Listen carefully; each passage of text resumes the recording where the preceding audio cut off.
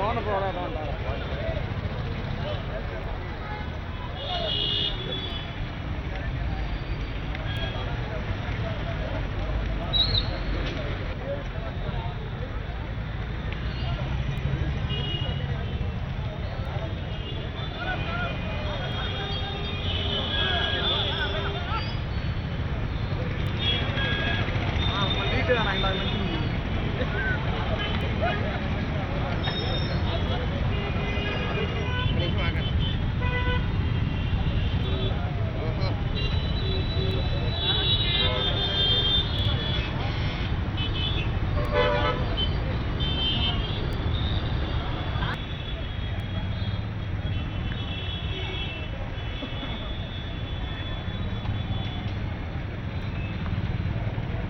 రాష్ట్రాన్ని విడగొట్టినటువంటి సందర్భంలో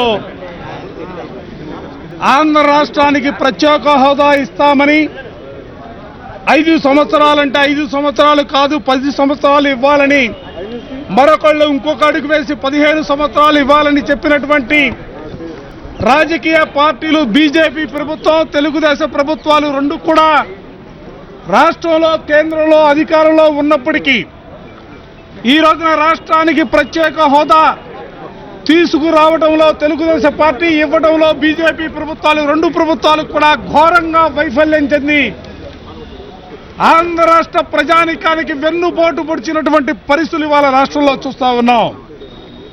గడిచిన 3 సంవత్సరాలుగా ఈ రాష్ట్రానికి ప్రత్యేక హోదా కావాలని, ప్రత్యేక హోదా ఇవ్వాలని వైఎస్ఆర్ కాంగ్రెస్ పార్టీ ప్రీతమ నాయకులు జగన్మోహన్ రెడ్డి గారి నేతృత్వంలో అనేకమైనటువంటి ఉద్యమాలు, పోరాటాలు, దీక్షలు చేస్తున్నప్పటికీ కూడా నేటికి కూడా రాష్ట్రానికి ప్రత్యేక హోదా కంటే ప్రత్యేక ప్యాకేజీ వస్తే తెలుగుదేశానికి మరింత లాభం చేకూరుస్తుందనే భావంతో ఇవాళ చంద్రబాబు నాయుడు స్వార్థ ప్రయోజనాల కోసం రాష్ట్ర ప్రయోజనాలని తాకట్టు పెట్టినటువంటి పరిస్థితులు ఇవాళ చూస్తా ఉన్నాం.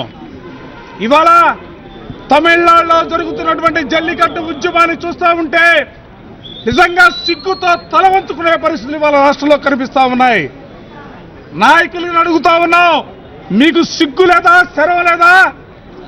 ఒక సాంప్రదాయ క్రీడ కోసం రాజకీయ పార్టీల ఏజెండాలు కూడా పక్కన పెట్టి ఇవాళ ఆ రాష్ట్రంలో అన్ని రాజకీయ పార్టీలకు సంబంధించినటువంటి నాయకులకు కానీ ప్రజలకు కానీ ఉద్యమించి చట్టానికి వ్యతిరేకంగా వాళ్ళు జల్లికట్టుకు సంబంధించినటువంటి జీవోలు తెచ్చుకుంటా ఉన్నారు, ఆర్డినెన్సులు ఇస్తా ఉన్నారు.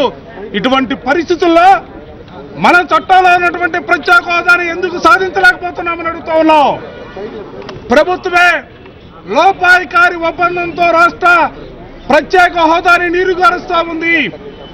ఇవాళ రేపు 26వ తారీఖున రాష్ట్ర వ్యాప్తంగా కూడా యువత ముందుకొస్తా ఉంది, విద్యార్థులు ముందుకొస్తా ఉన్నారు, ప్రజానికం ముందుకొస్తున్నటువంటి పరిస్థితుల్లో పెద్ద ఎత్తున ఈ రాష్ట్రంలో ఉన్నటువంటి ప్రజానికం కేంద్ర రాష్ట్ర ప్రభుత్వాలకు నిరసన వ్యక్తం చేయాలని కార్యక్రమాలు తీసుకుంటా ఉంటే ఇవాళ పోలీసులను అడ్డపెట్టుకొని బీచ్లో చేసే కార్యక్రమాలు అడ్డుకుంటారట, నగరాల్లో చేసే కార్యక్రమాలు అడ్డుకుంటారట.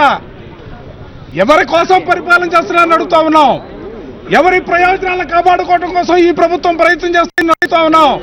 ప్రభుత్వాలు రెండు ప్రభుత్వాలే జరగబోయే పరిణామాలకి బాధ్యత వహించవలసిన పరిస్థితులు ఏర్పడతాయి. అందుకే రాష్ట్ర ప్రజల మనోభావాలను కాపాడే విధంగా, నిరుద్యోగ యువతకు ఉద్యోగాలు వచ్చే విధంగా, ఈ రాష్ట్రంలో పరిశ్రమలు వచ్చే విధంగా ప్రత్యేక హోదా సాధన కోసం ప్రతి ఒక్కరికి కూడా కలిసి ముందుకు రావాలా. పోలీసుల్లో లేకపోతే మరొకరిలో అడ్డం పెట్టుకొని ఉద్యమాలు నీరు కాపాలంటే